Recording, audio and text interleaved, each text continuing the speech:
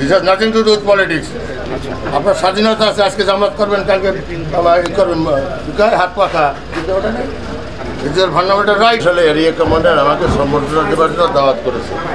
দাওয়াতের কাগজ আমি দেখিয়েছি। সকালে আমি আমার গ্রামে সাঙ্গুরে গেছিলাম।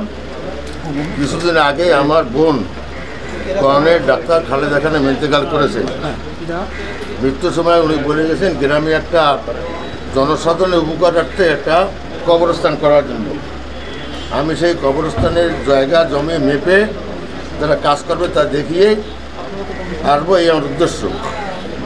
জালুকাঠি বেরোয় উত্তর বেঙ্গি আসার সময় 50-60টা লোক কাটা বন্দুক, রাইফেল, পিস্তল, রামদা, দাও, লাঠি ছোটা নিয়ে আমার অতর্কিত হামলা করে। আমার গাড়ি ভেঙে চলে পড়ে। গাড়ির স্পিডটা রেখে আমার রক্তাক্ত হই। আমার ড্রাইভার আহত হয়, আমার ক্লার্ক ছিল হাইকোর্টের, সেও আহত হয়। তো আমি ওইখান থেকে ঘুরে থানায় আসলাম। থানায় আসে উদ্ধার করতে এনারা বলে যে কালকে রাত্রে আমার নামে নাকি একটা কাঠাইলে মামলা হয়েছে, এই জন্য they are showing me as shown arrest.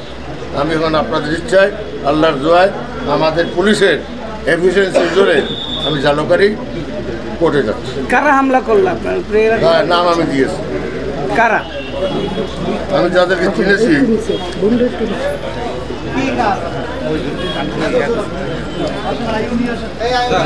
আপনি দীর্ঘদিন বিএনপির সাথে জড়িত ছিলেন, হঠাৎ করে নাম করে বলতে হবে, অত অস্ত্র নেন না। দীর্ঘদিন বিএনপির সাথে জড়িত ছিলেন, হঠাৎ করে বাদ দেন। আচ্ছা, this has nothing to do with politics. আপনার স্বাধীনতা আছে, আজকে জামাত করবেন, কালকে করবেন, হাত পাখা দিতে ওটা নেই। This is fundamental right. সম্পত্তি না। আসামির হলে মনিরুজ্জামান মেম্বার মনির, তার ভাই নাজমুল, তার ভাই এনাম, তার ভাই আজিজুল, তাদের বাবা হইল আবু বকর, সৈয়দ আবু বকর।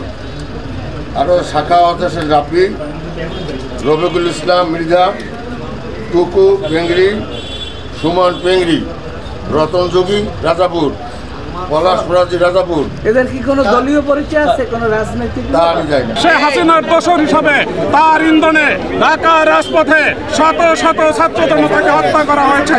সেই সমস্ত মামলায় আশা করি তাকে গ্রেপ্তার করে তাকে দৃষ্টান্তমূলক শাস্তি বিচারে আওতানো হবে। আমরা অবিলম্বে তাকে বিচারের মাধ্যমে তাকে ফাঁসি দিয়ে সে